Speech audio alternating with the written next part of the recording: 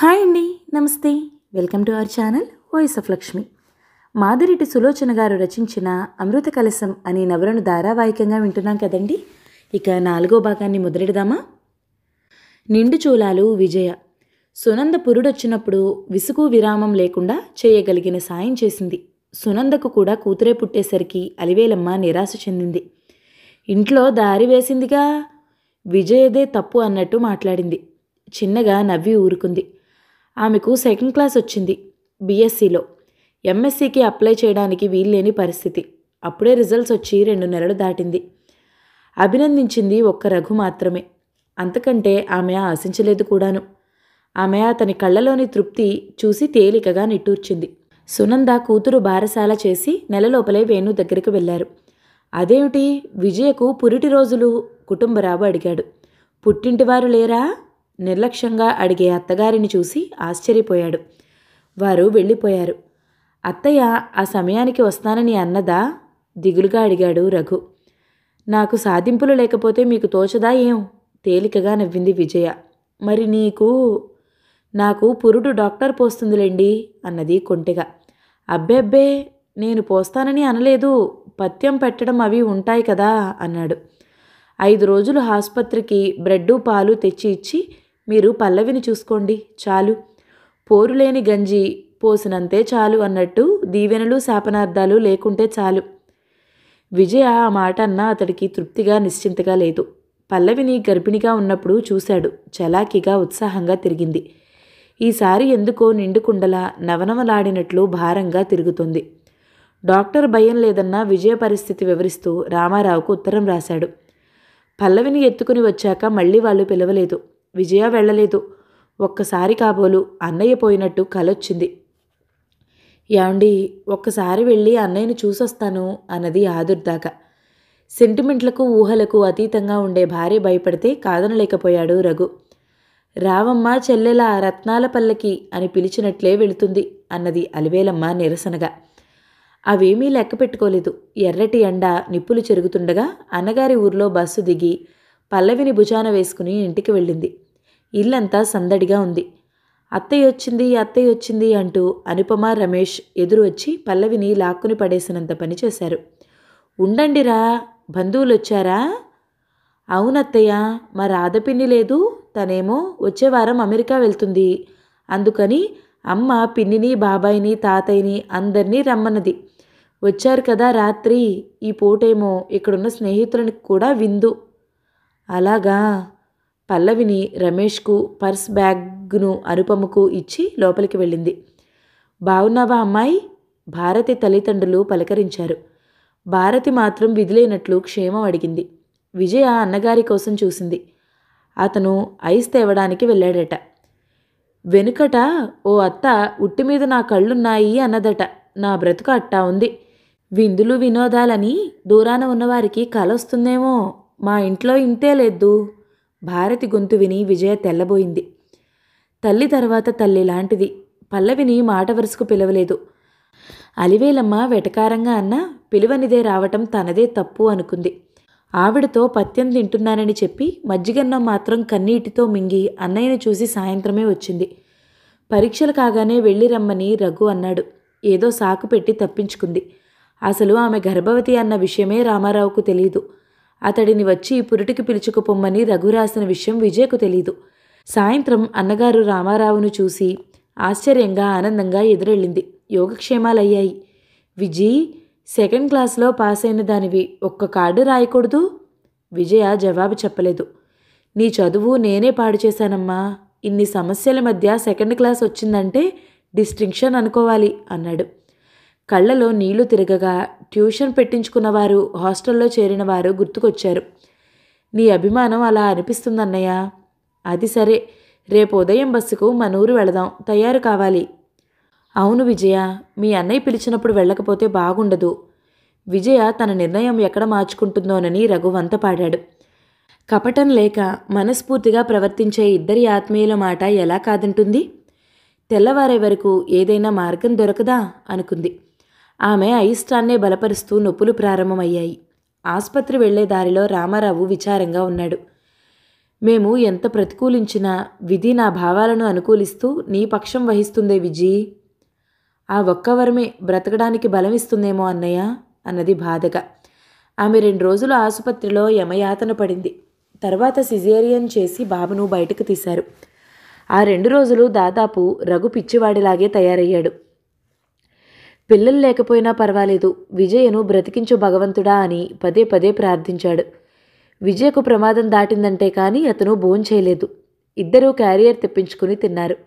ఎవరెన్ని చెప్పినా రఘు వినకుండా స్టెరిలైజ్ చేయించాడు. మళ్ళీ వస్తానని రామారావు వెళ్ళిపోయాడు. విజయ కొడుకును చూసుకుంది. అచ్చు ఆమె పోలికే. చిన్నగా నవ్వుకుంది. 12వ రోజు ఇంటికి తీసుకొచ్చాడు బాబుని, విజయను. పనిపిల్ల పుష్పాలు ఆ అమ్మాయి తల్లి స్నానం చేయించారు. అన్నం వండి కారం పొడి కొట్టి ఇచ్చారు. స్నానం భోజనం అయ్యాక ఆమె కొడుకును పక్కన పడుకోబెట్టుకుని మంచంలో పడుకుంది. రఘు పడక కుర్చీలో కూర్చున్నాడు. పల్లవి కింద చాపపై పడుకుంది. విజయ భర్తను గమనించింది. చిరుగులు పట్టిన లుంగీ పంచ కట్టుకున్నాడు. బట్టల స్టాండ్ వైపు చూసింది. బట్టలన్నీ పాతపడిపోయాయి. ప్యాంట్లు అడుగున చిరిగాయి. షర్ట్లు మెడల మీద చిరుగులు పట్టాయి. బూట్లు అరిగిపోతే అతుకులు వేయించుకున్నాడు. యాండి, ఏమిటి విజయ, మీరు బట్టలు కుట్టించుకోకూడదు? 6 నెలల నుండి ప్రయత్నం చేస్తున్నాను విజయ, వీలవ్వటం లేదు. సునందపురుడు నామకరణోత్సవానికి అత్తయ్య 100 రూపాయలు ఇవ్వటానికి వచ్చింది. 500-600 ఖర్చయింది. ప్రతి నెల ఏదో ఖర్చు అన్నాడు. అతను నిద్రపోయాడు. విజయ మాత్రం ఆలోచిస్తుంది. అతని జీతంలో నుండి ఇంటి ఖర్చు వెళ్ళతీయాలి. విజయకు టర్మ్ ఫీజులు, బస్ ఛార్జీలు, పల్లవికి పాలు, మందులు, ప్రతిదీ అతని జీతంలో ఖర్చు చేయాలి. ఆమెకు సిజేరియన్ చేయడం ప్రభుత్వ ఆసుపత్రిలో అయినా లేడీ డాక్టర్ ఇంటి దగ్గర ఫీజు రూపంలో 200 చెల్లించారు. పెరిగిన ఖర్చు చూస్తే మరో 6 నెలల వరకు బట్టలు తెచ్చుకునే వీల్లేదు. ఆమె ఒక నిట్టూర్పు విడవటం మినహా ఏమీ చేయలేకపోయింది. 4 రోజుల అనంతరం భారతీ, రామారావులు, అలివేలమ్మ వచ్చారు. నా ఇల్లనుకుని సునందకు పురుడు పోశాను. మరి పురుడు వస్తుంది, పుట్టింటికి వెళ్ళను అని అనకూడదు. ఆమె అభూత కల్పనకు, ఆగడాలకు ప్రాముఖ్యం ఇవ్వటం మర్చిపోయింది విజయ. నా అన్న పేరింటివాడు పుట్టాడు, మరో 4 పుడతారన్న ఆశ లేదు. ఘనంగా బారసాల జరపాలి అన్నదామె. దానికి విజయ జవాబు చెప్పలేదు. ఏం రామారావు, నాదే ఉంది పెద్దమ్మా, మీరేమంటే అదే చేద్దాం. ఆడబడుచుకు కొత్త బట్టలు తేవడం తప్పుతుందా? అలాగే తెస్తాం. మగపిల్లాడు పుట్టినా ఆడపిల్ల పుట్టినా చూసి సంతోషించాలి. వెండి బంగారం పెట్టే రోజులా? భారతి తేల్చేసింది. అలివేలమ్మ ఎంత ఘనంగా చేద్దామన్నా భర్త ఇబ్బంది ఎరిగిన విజయ క్లుప్తంగా నామకరణోత్సవం చేద్దామని అన్నది. చేతిలో డబ్బు లేదు. అప్పిచ్చే నాదుడు లేక రఘు భార్య మాటలను బలపరిచాడు. ఇంటికి వెళ్ళి వచ్చే వ్యవధి లేదు. అందుకే రామారావు, భారతి బట్టలకని బయలుదేరారు. విజీ, రఘు వచ్చాడు. ఏమిటండి అన్నది కొడుకును కింద పడుకోబెడుతూ. మీ అన్నయ్య బట్టలకు బయలుదేరినట్టున్నాడు. తేనివ్వండి. అది కాదు, నువ్వేమనుకోనంటే చిన్న సవరణ డియర్. ఏమనుకోను కానీ చెప్పండి. అది కాదు, మీ అన్నగారు వదినగారు పంచెలు తీసుకురావాలని అనుకుంటున్నారు. పెళ్ళినాడు పల్లవి పుట్టినప్పుడు పెట్టినవే పెట్టెలో ఉన్నాయి. నాకు ఉలెన్ టెర్లిన్ కావాలని లేదు. మామూలు కాటన్ అయినా ప్యాంట్ అయితే వేసుకుంటాను. ఈ కరువు కాలంలో మరో 2 నెలలు లాక్కు రావచ్చు. చెప్పి చూస్తాను అన్నది పాలిపోయిన ముఖంతో. ఆమెకు వదిన గుణం తెలియంది కాదు. నువ్వు మొహమాట పడితే వద్దులే. మొహమాటం ఎవరి దగ్గర? అతను నా రక్తం పంచుకు పుట్టిన అన్న అన్నది. ఆ తర్వాత లేచి బయటకొచ్చింది. అన్నయ్య. ఏం విజయ? వెనక్కి తిరిగి వచ్చాడు. బట్టలకెళ్తున్నారా? ఒక పని చెయ్యి, నూలుదైనా మీ బావకు ప్యాంటు గుడ్డ తీసుకురా. ఆయన దోవతులు కట్టుకోరు. అభిమానం పక్కకు పెట్టి అడిగింది. లాంఛనం దగ్గర మేమిచ్చిందే తీసుకోవాలి, భారతి ఖచ్చితంగా అంది. నిజమే వదినా, అతను పరాయివాడు కాదుగా, నా అన్న, అందుకే అడిగాను అన్నది నవ్వలేక నవ్వుతూ. ఇద్దరూ అవును కాదు అనలేదు, వెళ్ళిపోయారు. విజయకు బాగా తెలుసు భారతి అందరూ అన్నదానికి వ్యతిరేకంగా చేస్తుందని. ముఖ్యంగా తను అడిగిన దానిని కాదు అని తీరుతుంది. ఆమె కూర్చున్న దగ్గరకు అలివేలమ్మ వచ్చింది. నీకా ఆపరేషన్ అయ్యింది, మళ్ళీ పిలిచేది లేదు. మన దగ్గర బంధువులైనా ఓ 200-300 మంది అవుతారు అన్నది. పెద్దమ్మ, ఇప్పుడు ఆ తతంగం అంతా ఎందుకు? పద్మ, వదిన, అన్నయ్య, మీ కుటుంబం, మా అన్న వదిన చాలు. తతంగం ఏముందే, మగబిడ్డ పుడితే. మగబిడ్డ ఆడబిడ్డ అన్న తేడా నాకు లేదని చెప్పాను. పరిస్థితిని బట్టి ప్రణాళిక వేసుకోవాలి. అందరూ పేరంటాలకు పిలిస్తే మనం వెళ్తాం, మళ్ళీ మనం పిలవకపోతే ఏమనుకుంటారు? అలా అయితే బాబు పుట్టినరోజు పండక్కి పిలుద్దాం, ఇప్పుడు మాత్రం వద్దు అంది ఖచ్చితంగా. నీ అభిప్రాయం ఏమిట్రా? రఘు వంకకు తిరిగింది. విజయ్ చెప్పింది బావుందత్తా అన్నాడు. అతను ఏదైనా అనబోయినా లాభం కనిపించలేదు. విజయ ఖచ్చితంగా చెప్తుంది ఖర్చులకు డబ్బు తెమ్మని. 500-600 కావాలి. 5 రూపాయలు ఇచ్చేవారు కూడా లేదు. అలివేలమ్మ గుణుక్కుంటూ అడిగిన వారికి అడగని వారికి చెప్తుంది విజయ కాపీనము. క్లుప్తంగా దగ్గరి బంధువుల సమక్షంలో బాబుకు రాజీవ్ అని నామకరణం చేశారు. భారతి పంచెలు, చీర పీటల మీద కూర్చున్న దంపతులకు ఇస్తుంటే విజయ చిన్నగా నవ్వుకుంది. ఆ నవ్వు రామారావు హృదయంలో ముల్లులా గుచ్చుకుంది. పిల్లను గాలికి వదిలి కడుపేసుకుని కాలేజీకి వెళ్ళావు, ఉద్యోగం చేస్తావా మరదలు గారు? ఎకసెక్కంగా అడిగింది భారతి. తప్పకుండా చేస్తాను వదినా అన్నది నవ్వుతూ.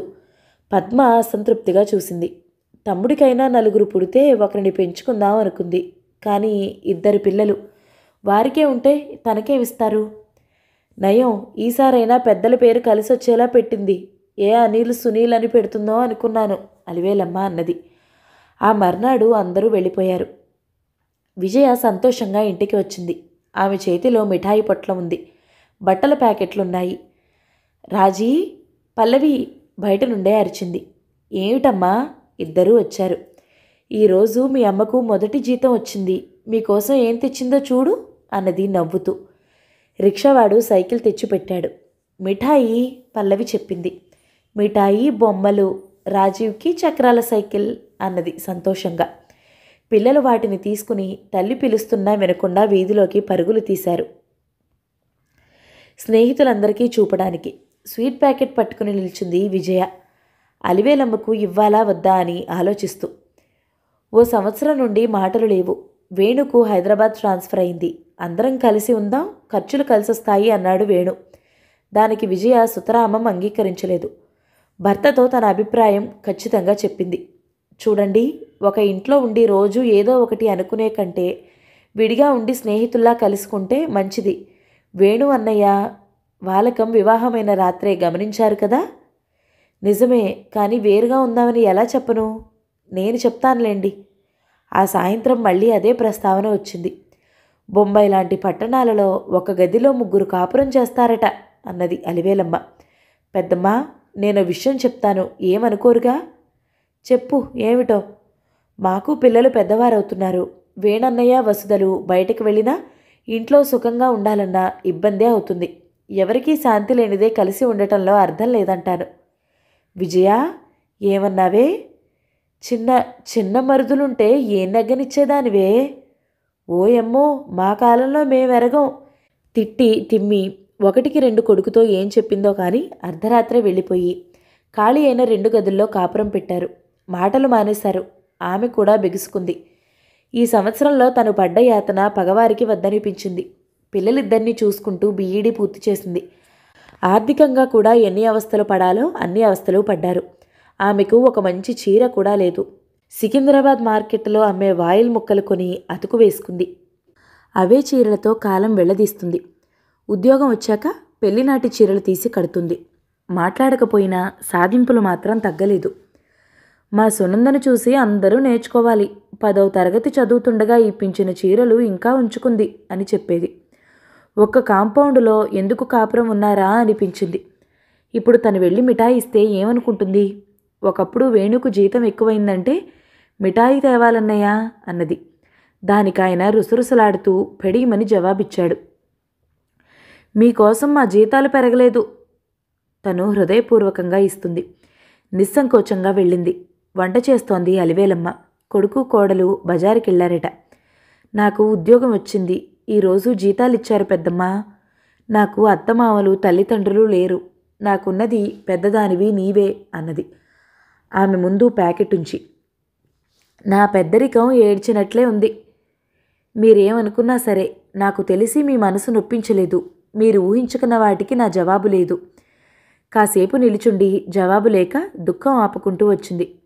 తనకు సంతోషంలో దుఃఖంలో పాలు పంచుకునే వారెవరూ లేరు, ఒక్క భర్త తప్ప. ఆనాడు భర్తకు ప్యాంటు పీస్ కావాలంటే దోవతలిచ్చి వెళ్ళిపోయిన దంపతులు మళ్లీ రాలేదు. 2 ఏళ్లు దాటింది. ఆరాటంగా భర్త కోసం చూస్తూ నిలుచుంది. అరే, వచ్చేసావా విజయ? అతను సైకిల్ లోపలికి తెచ్చాడు. ఇంత ఆలస్యమైందేం? ఇంజనీర్ పని ఈ పూట పూర్తి కావాలన్నాడు. ముఖం కడుక్కొని వచ్చాడు. అతనికి స్వీట్ ప్లేట్ అందించింది. పలహారం చేసి టీ తాగారు. ఈరోజు నా జీతం వచ్చింది, అంతా ఖర్చు పెట్టేశాను అన్నది. మంచి పని చేశావు. ఈ మధ్య 10 పైసలు ఖర్చు చేయాలన్నా 1కి 2 సార్లు ఆలోచించాం అన్నాడు. ఈ మనిషి తత్వం ఏమిటో. మరొకరైతే ఎందుకు ఖర్చు చేశావు, ఏం కొన్నావు అని అడిగేవారు. మీకు బట్టలు, రాజీకి సైకిల్, పల్లవికి ఫ్రాకు కొన్నాను అన్నది. అదేం, నీకేం లేదా? నా మొదటి జీతమని మీకు కొన్నాను, నాకు మీరున్నారుగా అన్నది అతని భుజంపై తలవాల్చి. మేమెప్పుడు ఉన్నాంలే, మిఠాయిలా ఉందే. అతను ఆనందంగా మిఠాయి నోట్లో వేసుకున్నాడు. ఒక్కసారి ఇలా నిల్చుంటారా? ఎందుకు? అబ్బా, నిల్చుందురు అన్నది. అతను వచ్చి ఆమెకు అభిముఖంగా నిల్చున్నాడు. కొంపతీసి విజయ టైలరింగ్ కూడా నేర్చుకోలేదు కదా? నేర్చుకున్నా ఆశ్చర్యపోనక్కర్లేదు అనుకుంటుండగా అతని పాదాలపై ఆమె చల్లని చేతులు పడ్డాయి. ఏమిటిది? ఆత్మార్పణం. ఏమండి, భగవంతుడు ఎలా ఉంటాడో ఊహించలేను. తల్లి తండ్రి ప్రేమను మీ ప్రతి మాటలోనూ చర్యలోనూ చవి చూశాను. నేను పుణ్యము మోక్షము కావాలని కోరను. మీ చల్లని సాహచర్యంలో పిల్లలిద్దరినీ మామూలు మనుషుల్లా తీర్చిదిద్దితే చాలు. ఏయ్ విజ్జి, ఏమిటి, ఏదైనా నాటకంలోని డైలాగా? అతను పకపకా నవ్వాడు. చాలండి, నేనన్న ప్రతి మాటకు పకపకా నవ్వండి చాలు అన్నది కన్నీరొత్తుకుంటూ. చా, ఏమైంది నీకు? భుజాలు పట్టి లేవనెత్తాడు. అనుకున్నది సాధించానన్న ఆనందంతో మతిపోతుంది. మగాడు సంపాదిస్తే కూర్చుని తిని లేనిపోని ఊహాగానాలతో బాధపడుతున్నారు స్త్రీలు. చదువుకుంటే, సంపాదిస్తే శ్రమ విలువ, డబ్బు విలువ తెలుస్తాయి. అతనేదో అనేలోగానే రాగాలు పెడుతూ వచ్చాడు రాజీవ్. వెనకాల సైకిల్ పట్టుకుని పల్లవి వచ్చింది. ఏమైందిరా? ఎత్తుకుని ఒళ్ళు తుడిచింది. పడ్డా. అక్కేమో నవ్వింది. ఏమ్మా పల్లవి, తమ్ముడు పడితే నవ్వుతారా ఎక్కడైనా? ఇక మీదట నవ్వకేం? కూతుర్ని మందలించింది. స్వీట్ తీసుకో. రఘు మిఠాయి కొడుకు తినిపించాడు. ఆమె త్వరగా వంట చేసింది. ఆ పూట అందరూ సంతోషంగా భోజనాలు ముగించారు. కూతురి చదువు పర్యవేక్షించి ఆమెను పడుకోబెట్టి లేచింది. అప్పటికే కొడుకును కడుపు మీద వేసుకుని నిద్రపోబెడుతున్నాడు రఘుపతి. ఒకవైపు నిద్ర ముంచుకొస్తుంది, రెండో వైపు కర్తవ్యం లాగుతుంది. ఆగమ్మ పని మానేసింది. మరో పని మనిషి కుదరలేదు. పల్లవి యూనిఫామ్ మైలబట్టల్లో ఉంది. మెల్లగా బాత్రూంలో దూరి ఉతికి జాడించి బకెట్లో పెట్టింది. వంటిల్లు శుభ్రం చేసి వచ్చింది. ఇంకా పడుకోలేదా? రఘు కొడుకును మంచం మీద పడుకోబెడుతూ అన్నాడు. ఉదయం అస్సలు తీరటం లేదండి అన్నది వచ్చి అతని పక్కన చోటు చేసుకుని పడుకుంటూ. ఉన్న ఒక్క మంచం పిల్లలకిచ్చి ఇద్దరూ నేల మీద పడుకుంటున్నారు. మర్నాడు ఉదయం లేచి ముఖం కడుక్కుని స్నానం చేద్దామని వచ్చి చూస్తే బకెట్ నిండా బట్టలున్నాయి. కేకలేద్దామని వచ్చి పిలవలేకపోయాడు. ఆ ఎదురుగా ఉన్న 2 కిరసనాయిల్ స్టవ్ల మీద అన్నం పప్పు ఉడుకుతున్నాయి. పాఠం తయారు చేయడానికి కాబోలు సగం చదివి వదిలిపెట్టిన సైన్స్ పుస్తకం బోర్లా పడి ఉంది. పల్లవికి జడలల్లుతూ రాజీవ్ చేత పాలు తాగిస్తోంది. అలా మెల్లగా వంపుకోవాలి, కింద పడనీయకూడదు. Good bye. ఏమిటే అమ్మా, పసిముండా కొడుక్కి పాలు తాగించటం బరువేనా? నేను తాగిస్తాను. రా నాయనా. నీ కర్మ కాలింది. నీ వయసుకి మీ వేణుమావయ్య ఇంకా పాలు తాగుతున్నాడు నా దగ్గర. చటుక్కున వచ్చి రాజీవ్ని ఎత్తుకుంది అలివేలమ్మ. రఘుపతి గబగబా బకెట్ తీసుకుని బట్టలారేయాలని బయటికి వెళ్ళిపోయాడు. విజయ ఏమీ అనలేకపోయింది.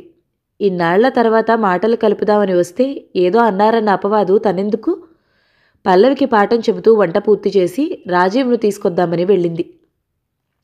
అయ్యో, మా అల్లుడు నిప్పంటే నమ్మండి. మా అమ్మాయి ఫస్టున పాస్ అయింది. ఉద్యోగం చేస్తానంటే పిల్లలను సక్రమంగా పెంచు చాలు అంటాడమ్మా. ఎందుకొచ్చిన ఉద్యోగాలు చెప్పు? ఎదురింట ఆమెను కూర్చుండబెట్టి చెప్తుంది అలివేలమ్మ. అట్లాగా? ఆమె శ్రద్ధగా వింటుంది. ఎన్నడూ పలకరించని విజయ్ అంటే ఆవిడకు ఓ విధమైన కక్ష.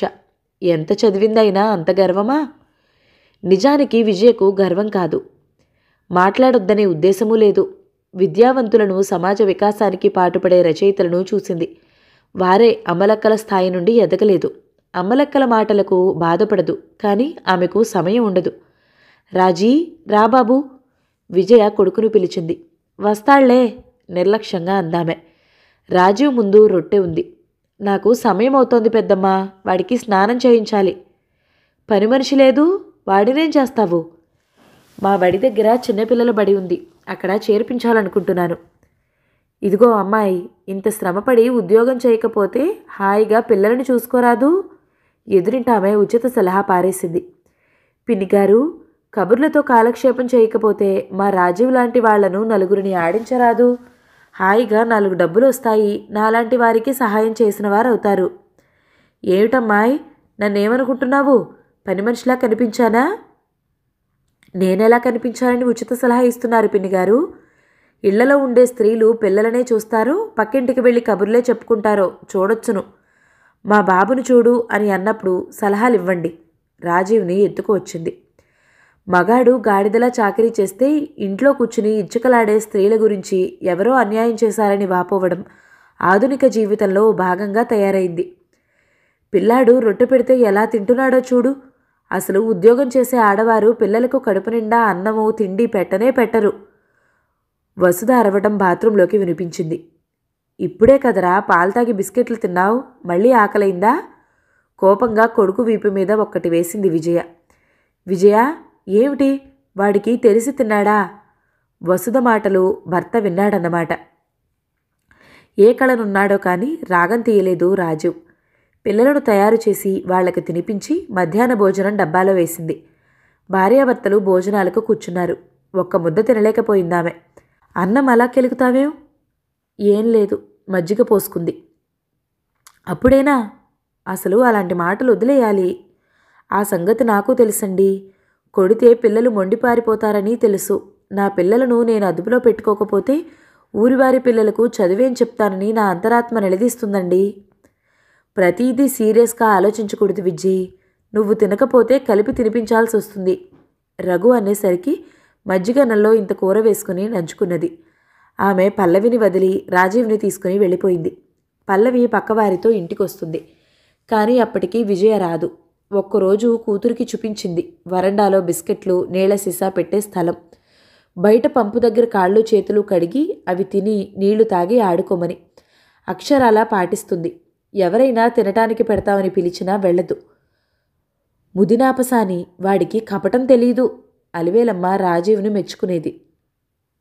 విజయకు మాత్రం ఓ పరీక్షలా ఉంది. రాజీవ్ను 12ంటికే తీసుకువెళ్ళిపోమంటారు. తన బడిలో ఎలా ఉంచుకోగలదు? అందుకే కొడుకు కూతురు తమంతట తాము బడికి వెళ్ళగలిగే వరకు ఉద్యోగం చేయటం సాధ్యం కాదని నిర్ణయించుకుంది. దొరికిన ఉద్యోగం వదిలేసింది. ప్రభుత్వ ఉద్యోగం మళ్ళీ దొరుకుతుందా విజ్జి? రఘుపతి వారించాడు. మరేం చేయను చెప్పండి. నా పిల్లలు పరుల పంచన పడటం నాకిష్టం లేదు అన్నది ఖచ్చితంగా. ఏం రాజసమే తల్లి, ఒక్క మాట అనొచ్చుగా పిల్లాడిని చూడమని. కుక్కపేగముండను, నాకే పీకుతుంది అలివేలమ్మ అన్నది. అదంతా ముఖమెప్పు మాటలని తెలుసు. రఘుపతి భార్య ఉద్యోగం మానేయటం రామారావుకు రాశాడు. మా పిల్లలు పెద్దవారయ్యారు, భారతికేం పని? రాజీవ్ పంపేయవలసింది అని ఉత్తరం రాశాడు. అది ఏడ్చేవారి కన్నీరు తుడుపని తెలుసు. అందుకే నవ్వి ఊరుకుంది. కానీ ఆమె మనసు మాత్రం పరిభ్రమిస్తూనే ఉంది. తనలాంటి తల్లుల కోసం తనేం చేయలేదా? ఏదో చేయాలన్న తపన ప్రారంభమైంది. 5గురితో మొదలైన శిశువిహార్ ఇప్పుడు 500 మందితో కళకళలాడుతుంది.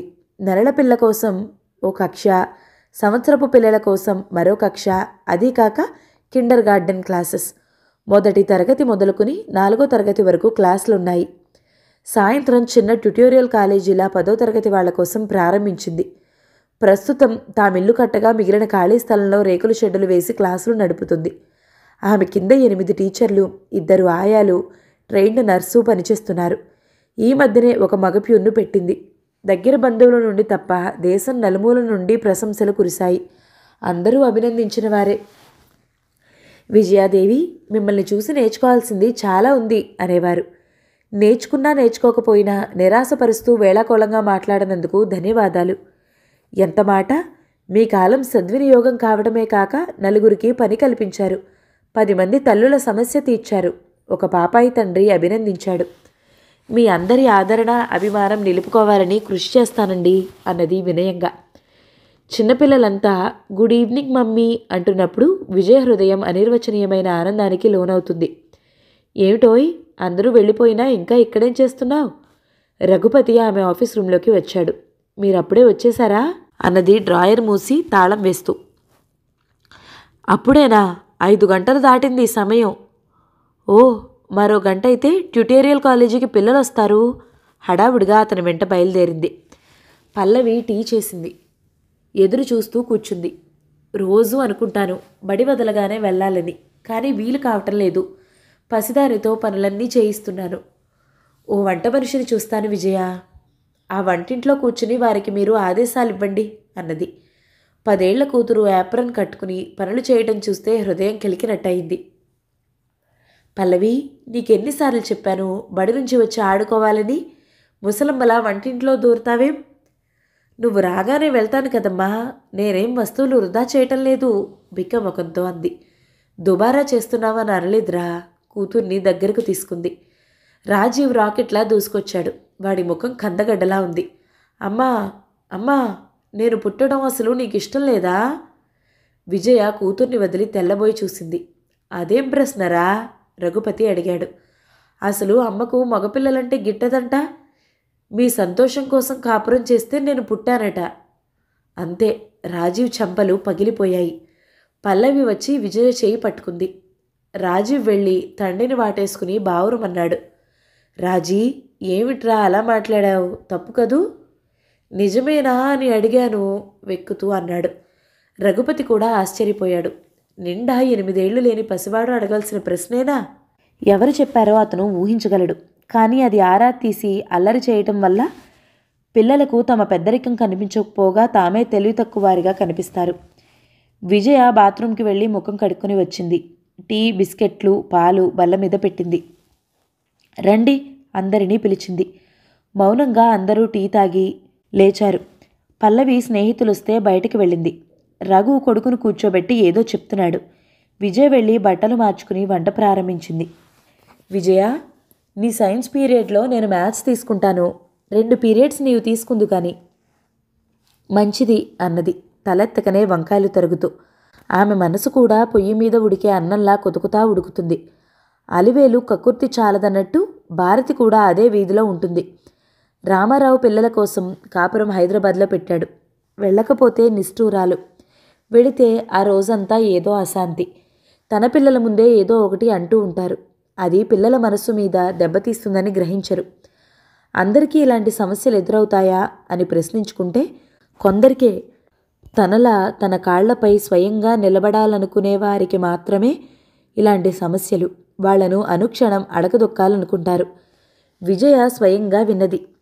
ఏదో పండగలు పబ్బాలు అంతే, ఇంత వంట చేసి చేతికి సాయం అనుకుంటే సతుకుతుంది సతుకు. భారతికి అదే మంటగా ఉంది. ప్రతిసారి భర్త తన చెల్లెలి పట్టుదల కృషిని అభినందిస్తుంటే ఆమెకు ఎక్కడలేని కోపం వస్తుంది. చాలండి, ఘనకార్యం చేసింది అంటుంది. ఓ ఆదివారం సాయంత్రం వెళ్ళింది. ఇప్పుడు మరదలు మామూలు మనిషి కాదు, ఆర్జనాపరురాలు. అందుకే కాఫీ పలహారం ఇచ్చింది. అబ్బాయి రాజు, నువ్వు మీ అమ్మ చేత తన్నులు తింటావు కదా, మళ్ళీ మీ అమ్మ కొంగు పట్టుకు తిరుగుతావేం? బావుంది వదినా, ఎవరి పిల్లలు వాళ్ళ తల్లిదండ్రులను పట్టుకుంటారు నవ్వేసింది విజయ. అవుననుకో, నీ కొడుకును కొట్టినట్టే బడిలో పిల్లలను కూడా కొడతావా? వదినా, నీవు చిత్రమైన ప్రశ్నలేస్తావేం? పిల్లలు పొరపాటు చేస్తే దండించుకోరా? అయినా నీలా అన్నయ్య మీద చూపను నేను అన్నది. భారతి ముఖం మార్చుకుంది. కానీ చురుకైన రాజీవ్ బుర్ర ఆ విషయమే ఆలోచిస్తుందని మర్నాడు గ్రహించేసరికి మతిపోయింది. విజయకు ఇంక్ బాటిల్ తన గదిలో పెట్టమని ఓ 4వ తరగతి కుర్రాడికిచ్చి పంపింది, ఓ ఉపాధ్యాయుని. అతను తెస్తూ తెస్తూ గుమ్మంలో జార విడిచాడు. అప్పుడు రాజీవ్ తల్లి దగ్గర నిల్చుని తనకు తెల్ల సాక్స్ కావాలని అడుగుతున్నాడు. విజయ లేచి ఆ కుర్రాడి ఇంక్ బాటిల్ తెచ్చిన ఉపాధ్యాయుని మనసులోనే తిట్టుకుంది. ముఖానికి చిరునవ్వు పులుముకుని అబ్బాయిని సన్నగా మందలించింది. జాగ్రత్తగా పట్టుకోవాలి బాబూ, వెళ్ళి పంపు దగ్గర కాళ్ళు కడుక్కో అన్నది.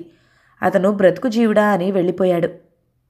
దేవమ్మ, ఇక్కడ శుభ్రం చేసి సీసా పెంకెలు ఎత్తేయి, దేవమ్మ వచ్చింది. అమ్మా, ఏం రాజీ, మొన్న ఇంక్ బాటిల్ పడేస్తే నా వీపు మీద ఒక్కటేశావు, ఇప్పుడు ఆ అబ్బాయిని కొట్టలేదేం? మొదట తెల్లబోయింది. వెంటనే ముఖం మీదికి చిరునవ్వు తెచ్చుకుంది. పిల్లలను చనువుగా దండించే హక్కు తల్లిదండ్రులకే ఉంటుంది రాజీ. అదేం కాదు, అసలు నేనంటేనే నీకు ఇష్టం లేదు, అత్త అందిగా. ఆమె వీపులో ఎవరో చెళ్ళున కొట్టినట్లే అయ్యింది. రాజీవ్ని చూస్తూ ఉండిపోయింది. ఇక మీదట ఎప్పుడూ రాజీవ్పై చేయెత్తకూడదని నిర్ణయించుకుంది. ఆ నిర్ణయం తీసుకుని 15 రోజులు కూడా కాకుండానే మళ్లీ రాజీవ్పై చేయి చేసుకుంది. ఇది తనలోని అసహనానికి చిహ్నం. రాజీవ్ ఎందుకు ఇలా తయారవుతున్నాడు? అపూర్వమైన తెలివితేటలున్నాయి. అమ్మా సారీ, మళ్ళీ అలా మాట్లాడను అన్నాడు రాజీవ్ ఆమె నడుం చుట్టూ చేతులు వేసి. ఆమె నోట మాట రాలేదు. 2 కన్నీటి బొట్లు రాలి రాజీవ్ తలపై పడ్డాయి. ఇతరులు చెప్పే మాటలు వినకూడదని చెప్తే అర్థం చేసుకునే వయసు లేని వాళ్ల తత్వం అర్థం కాలేదు విజయకు. ఆమె రాజీవ్ను ఏదైనా అనబోయినా మధ్యలో ఆ తల్లి కొడుకు అందుకుంటారు. వారు లేనప్పుడు ఏదైనా అంటే రాగానే వసుధ అందిస్తుంది. అయినా తన కొడుకు విషయంలో వాళ్ల ప్రమేయం ఎందుకో అర్థం కాదు. ఆ రాత్రి నిద్రకు దూరమై అటు ఇటు దొర్లింది. విజీ, ఇటు తిరిగి ఆమె తలపై చేయి వేశాడు రఘు. ఇంకా సాయంత్రం విషయమే మనసులో పెట్టుకున్నావా? కళ్ళు విప్పు చూసింది. పసివాడు తెలియకేదో అన్నాడు. వాడన్నాడని కాదండి, వాడిని కన్విన్స్ చేయలేని నా చదువెందుకు? నేను ఉపాధ్యాయ వృత్తికి తగనేమో. ఛా, పిచ్చిదానివి. మృదువుగా తలనిమిరాడు. తమకంగా దగ్గరకు తీసుకున్నాడు. అమ్మా, ఇద్దరూ ఉలికిపడి దూరంగా జరిగారు. రఘు అటు ముఖం చేసుకుని కళ్ళు మూసుకున్నాడు. రాజీవ్ చేరవేసిన తలుపులు తోసుకుని వచ్చాడు. ఏమిట్రా, దాహంగా ఉందా? నాకు భయంగా ఉందమ్మా. మంచం ఎక్కి తల్లి తండ్రి మధ్య పడుకున్నాడు. తల్లి మెడకు చేతులు వేసి నిద్రలోకి జారిపోయాడు. విజీ, రఘు అతి మెల్లగా పిలిచాడు. నువ్వింత సున్నితంగా ఆలోచించుకు. మన సంతానం అనుకున్న చనువుతో ఒక దెబ్బే వేశావు తప్ప వాడి మీద నీకేం కోపమా? అతను కొడుకు మీదుగా చేయి వేసి ఆమె బుగ్గలు నిమిరాడు. రాజీవ్ను దగ్గరగా తీసుకుని నిద్రపోయింది. 4వ భాగం సమాప్తం. మిగతా కథని తర్వాతి భాగంలో విందామండి. కథ మీకు నచ్చినట్లయితే లైక్ చేయండి, షేర్ చేయండి, కామెంట్ చేయండి. మన ఛానల్ని తప్పకుండా సబ్స్క్రైబ్ చేయండి. Thank you so much for watching. నమస్తే.